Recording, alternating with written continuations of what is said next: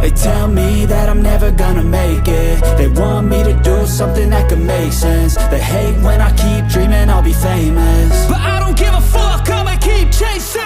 I got all this potential that's deep inside of me, but they hate when you're successful cause they try to be. They sit there being judgmental because you're trying things, and they just want you to settle and do the right thing. So get a good job, don't slack off. Wake up every morning, make a good impression on your boss. Don't do anything that I wouldn't do, and when you're making money, make sure you don't spend it too soon. Fuck that, I'll do what I wanna do. I got a different path from everyone and that includes you.